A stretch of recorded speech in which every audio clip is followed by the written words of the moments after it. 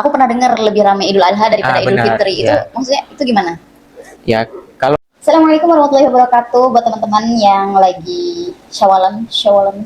Semoga ada kabar-kabar baik berikutnya. Kalaupun enggak, semoga hari-hari ke depan lebih baik daripada hari kemarin. Karena kabar baik itu bukan hanya sekedar udah bakal sebar undangan ya, tapi ketika kita hari ini lebih baik daripada hari kemarin. Jadi jangan sampai Ramadan kayak apa, Syawal kayak apa, ya kan? Kali ini kita mau bahas tentang sebenarnya eh, diksi yang tepat, mungkin diksi dulu kali ya. Biasanya kan kalau Ramadan, setelah Ramadan masuk Syawal, saya ada pernyataan takabulullah atau minal aidin wal faizin, nah kayak gitu. Mungkin diulas dulu kali, Mas. ya ini kalau di Indonesia kan ada tradisi halal bihalal. Nah, apakah halal bihalal itu atau seperti apa ajaran agama memandang halal bihalal? Sebenarnya kalau dalam ajaran agama dalam syariat itu yang dianjurkan adalah untuk menyambung tali silaturahmi. Yes. Ya, Tidak baik momentum. ya mungkin di sepanjang hari, sepanjang tahun itu disarankan untuk menyambung tali silaturahmi khususnya kepada kerabat atau saudara yang mungkin sudah hampir putus hubungannya. Nah, cuman kalau kita melihat konteks masyarakat Indonesia menjadikan momen Lebaran atau Idul Fitri itu sebagai momen untuk saling berkunjung. Jadi Ramadan itu adalah momentum untuk mendekatkan diri kepada Allah, artinya hubungan ke atas. Lebaran itu untuk menjaga hubungan kepada sama manusia. Jadi hablum minallah dan hablum minannas.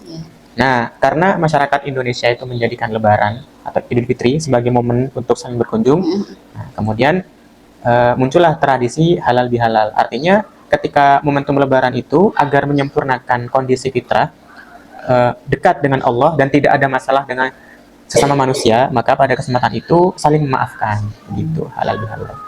Terus perbedaan takabulullah sama minal aidin wal faizin? Nah, jadi sebenarnya kalau misalkan masalah ungkapan atau ucapan ketika Idul Fitri, itu yang dilakukan oleh para sahabat adalah taqabbalallahu minna wa minkum.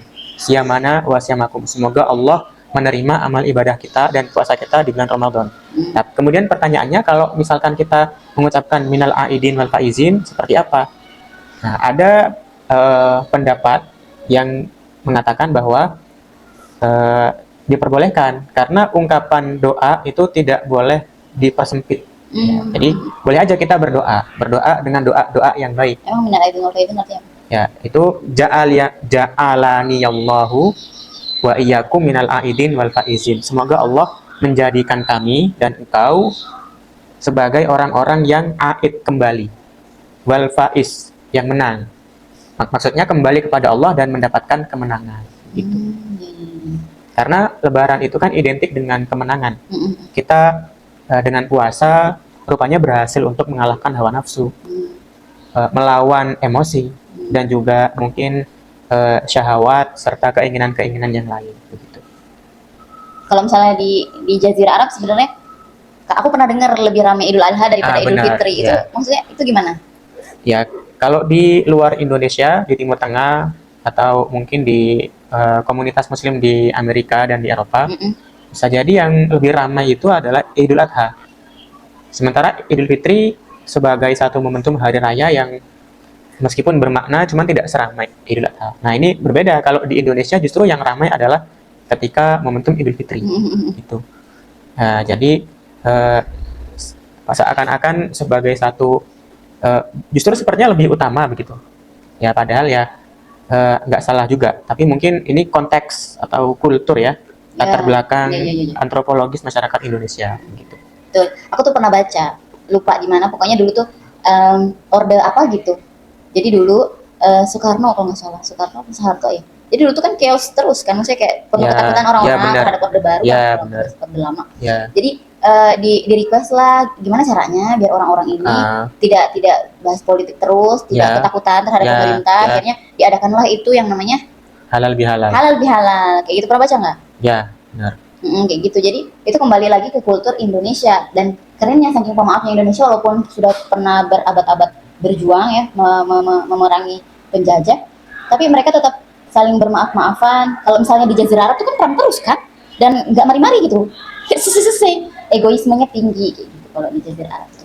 Karena ngerasa sama-sama kuat kayak gitu antar daerah ke daerah lain, suku dengan suku yang lain kayak gitu kan. Nah, seperti itu. Ada tambahan? Ya, jadi intinya halal bihalal itu tradisi.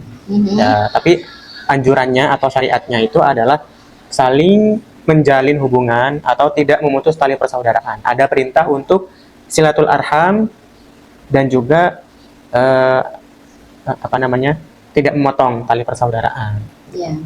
Dan juga kalau menurut aku yang tinggal di perbatasan gitu kan, untuk kalangan orang-orang tengah timur gitu kan, yang egoismenya tinggi, yang kalau misalnya tidak ada momen lebaran yang pernah aku ceritain itu, ya kalau nggak ada lebaran ya mungkin egoisme kita tuh tidak akan diturunkan kayak gitu kan. Ada beberapa gesekan-gesekan di bulan-bulan sebelumnya, akhirnya kita mengakumulasi itu di bulan Syawal, bulan pas lebaran kayak gitu. Jadi kita datang, bahkan kalau misalnya almarhum mama aku masih ada gitu ya, kita tuh pulang rumah lewat, awalnya pergi lewat bawah terus masuk lewat atas kayak gitu.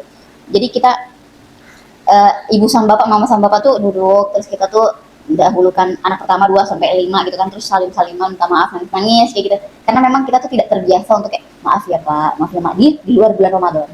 Jadi kayak dengan adanya ini benar-benar kayak pengennya tuh bahasanya tuh kembali ke fitri kayak gitu kan. Jadi kayak mulai dari awal lagi, walaupun ya setelah itu kayak anak bikin salah lagi, yang saya bikin kesel lagi gitu kan. Tapi memang kan sebagai momen yang ini kan, makanya kita kalau misalnya belajar Islam secara lebih dalam, memaafkan itu justru harusnya setiap sebelum tidur kayak gitu kan.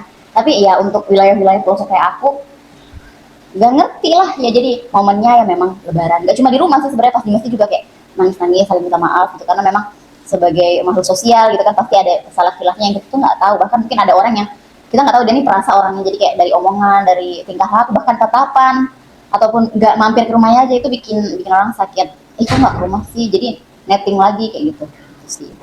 Dan juga momen momen lebaran ini sebagai ajang silaturahim yang memang durasi liburnya lebih panjang ya kan. Jadi supportnya Indonesia kayak gitu terhadap kelembagaan yang ada di Indonesia, baik itu lembaga pendidikan, pekerjaan ya. Alhamdulillah sih sebagian besar perusahaan tuh masih buka libur panjang selama bulan lebaran Ya, kayak gitu. ada cuti bersama Ya, yang cuti bersama ditetapkan oleh panjang. pemerintah. Bisa 3 sampai 1 minggu ya, Ya. biasanya kayak gitu. Kalau Gontor 10 hari. Ya. Nah, 10 hari setelah lebaran.